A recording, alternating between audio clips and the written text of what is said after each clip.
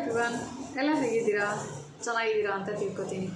ಏನಪ್ಪ ಇವರು ಒಂದು ವರ್ಷ ನಾಪತ್ತೆಯಾಗಿದ್ದರು, ಇವಾಗ ಮತ್ತೆ ಬಂದಿದ್ದಾರೆ ಅಂತ ನೋಡ್ತಾ ಇದ್ದೀರಾ? Okay fine.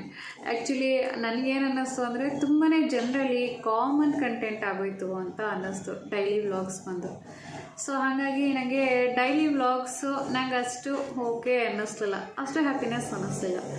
ಸೊ ಹಾಗಾಗಿ ಡಿಫ್ರೆಂಟ್ ಆಗಿರೋ ಅಂಥದ್ದು ಚೆನ್ನಾಗಿರೋ ಅಂಥ ಕಂಟೆಂಟ್ನ ನಾನು ಎಲ್ಲರ ಮುಂದೆನೂ ತರಬೇಕು ಅಂತ ತುಂಬ ಇಷ್ಟಪಟ್ಟು ನಾನು ಮತ್ತೆ ನನ್ನ ವೀಡಿಯೋಸ್ನ ಸ್ಟಾರ್ಟ್ ಮಾಡೋದಕ್ಕೆ ಶುರು ಮಾಡಿದ್ದೀನಿ.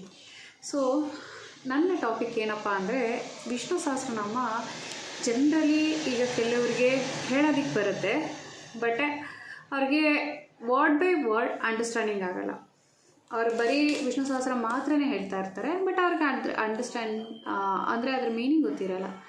ಮತ್ತು ಇನ್ನೂ ಕೆಲವ್ರಿಗೆ ಏನಪ್ಪ ಅಂದರೆ ಅದನ್ನು ಓದಿದ್ರೂ ತಪ್ಪಾಗಿ ಓದ್ತಾರೆ ಕೆಲವೊಬ್ರು. ಆ್ಯಕ್ಚುಲಾಗಿ ಶ್ಲೋಕಗಳನ್ನು ತಪ್ಪಾಗಿ ಓದಬಾರ್ದು, ಅದು ಸ್ವಿಚ್ ವರ್ಡ್ ಥರ ಕೆಲಸ ಮಾಡುತ್ತೆ. ಹಾಗಾಗಿ ಶ್ಲೋಕಗಳನ್ನ ಯಾವತ್ತೂ ಕರೆಕ್ಟಾಗಿ ಓದಬೇಕು. ಸೊ ಇನ್ನೊಂದು ನೆಕ್ಸ್ಟ್ ಮೇನ್ ಪಾಯಿಂಟ್ ಏನಪ್ಪ ಅಂದರೆ ಕೆಲವರಿಗೆ ಕನ್ನಡದಲ್ಲಿ ಹೇಳೋದಕ್ಕೆ ಬರಲ್ಲ, ಕನ್ನಡದಲ್ಲಿ ಓದೋದಕ್ಕೆ ಬರಲ್ಲ. ಅಂಥವರಿಗೋಸ್ಕರ ಇನ್ನೂ ಕೆಲವೊಬ್ಬರು ಇಂಟ್ರೆಸ್ಟ್ ಇರುತ್ತೆ ವಿಷ್ಣು ಸಹಸ್ರನಾಮ ಕಲಿಬೇಕು, ಹಾಡಬೇಕು ಅಂತ, ಬಟ್ ಅವರಿಗೆ ರಾಗಗಳು ಬರ್ತಾ ಇರಲ್ಲ. ಮತ್ತು ಇನ್ನೂ ಕೆಲವೊಬ್ರಿಗೆ ಟೈಮ್ ಇರಲ್ಲ ಕಲಿಯೋದಕ್ಕೆ. ಒಂದು ಮಿನಿಮಮ್ 1 hour 2 hour ಇನ್ವೆಸ್ಟ್ ಮಾಡಬೇಕು ಅಂದರೆ ಅವ್ರಿಗೆ ಸೀರಿಯಸ್ಲಿ ಕೆಲವೊಬ್ರಿಗೆ ಟೈಮ್ ಇರಲ್ಲ.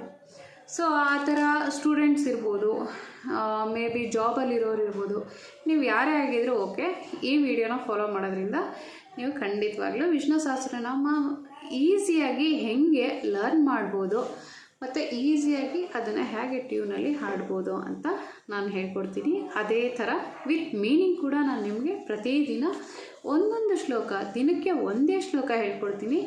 ದಿನ ಒಂದೊಂದು ಶ್ಲೋಕ ಫಾಲೋ ಮಾಡಿದ್ರೂ ಸಾಕು, ಆರಾಮಕ್ಕೆ ನೀವು ವಿಷ್ಣು ಸಹಸ್ರನಾಮನ ಕಲಿಯೋದಕ್ಕೆ ಶುರು ಮಾಡ್ತೀರಾ. ವಿತಿನ್ 3 monthsಲ್ಲಿ ತುಂಬ ಚೆನ್ನಾಗಿ ರಾಗವಾಗಿ ಹಾಡೋದಕ್ಕೆ ಶುರು ಮಾಡ್ತೀರಾ. So shall we start? Okay. So ಮೊದಲನೇ ಶ್ಲೋಕ ಬಂದು ಗಣಪತಿಗೂ ಹೇಳ್ತಾರೆ ಈ ಶ್ಲೋಕನ. ಈ ಶ್ಲೋಕ ಆ್ಯಕ್ಚುಲಿ ವಿಷ್ಣುವಿಗೆ ಹೇಳೋದು. ಸೊ ಮೊದಲನೇ ಶ್ಲೋಕದಿಂದ ಶುರು ಮಾಡೋಣ. ಇವಾಗ ಮೊದಲನೇ ಶ್ಲೋಕನ ಹೇಗೆ ಹೇಳೋದು ಅಂತ ಹೇಳ್ಕೊಡ್ತೀನಿ. ಶುಕ್ಲಾಂ ಭರಧರಂ ವಿಷ್ಣು, ಅಲ್ಲಿಗೊಂದು ಲೈನ್ ಹಾಕ್ಕೊಳ್ಳಿ. ಶಶಿವರ್ಣಂ ಚತುರ್ಭುಜಂ ಪ್ರಸನ್ನವದನಂ ಧ್ಯಾಯೇತ್ ಸರ್ವವಿಘ್ನೋಪಶಾಂತಯೇ. ಧ್ಯಾಯೇತ್ ಅಲ್ಲಿಗೆ ಒಂದು ಲೈನ್ ಹಾಕೊಳ್ಳಿ. ಯಾವ ಥರ ಅಂದರೆ ಈ ಥರ ನೋಡಿ, ಬುಕ್ನಲ್ಲಿ ಈ ಥರ ಲೈನ್ ಹಾಕಿದ್ದೀನಿ. ಈ ಥರ ಒಂದು ಮಧ್ಯ ಒಂದೊಂದು ಆ ಥರ ಲೈನ್ ಹಾಕಿ. ಸೊ ಇನ್ನೊಂದು ಸಲ ಹೇಳ್ತೀನಿ. ಶುಕ್ಲಾಂ ಭರಧರಂ ವಿಷ್ಣು, ಅಲ್ಲಿಗೊಂದು ಲೈನು. ಶಶಿವರ್ಣಂ ಚತುರ್ಭುಜಂ, ಅಲ್ಲಿಗೆ ಸ್ಟಾಪ್. ಪ್ರಸನ್ನವದನಂ ಧ್ಯಾಯೇತ್, ಅಲ್ಲಿಗೊಂದು ಸ್ಟಾಪ್. ಮತ್ತು ಸರ್ವವಿಘ್ನೋಪಶಾಂತಯೇ. ಶುಕ್ಲಾಂ ಭರಧರಂ ವಿಷ್ಣುಂ ಶಶಿವರ್ಣಂ ಚತುರ್ಭುಜಂ ಪ್ರಸನ್ನವದನಂ ಧ್ಯಾಯೇತ್ ಸರ್ವವಿಘ್ನೋಪಶಾಂತಯೇ. ಅಂದರೆ ಬಿಳಿಯ ವಸ್ತ್ರವನ್ನು ಧರಿಸಿರುವವನು, ಸರ್ವವ್ಯಾಪಿಯು, ಚಂದ್ರನಂತೆ ಶುಭ್ರವರ್ಣದವನು, 4 ಭುಜಗಳುಳ್ಳವನು, ಮತ್ತು ಸದಾ ಪ್ರಸನ್ನವಾದ ಮುಖವನ್ನುಳ್ಳವನು.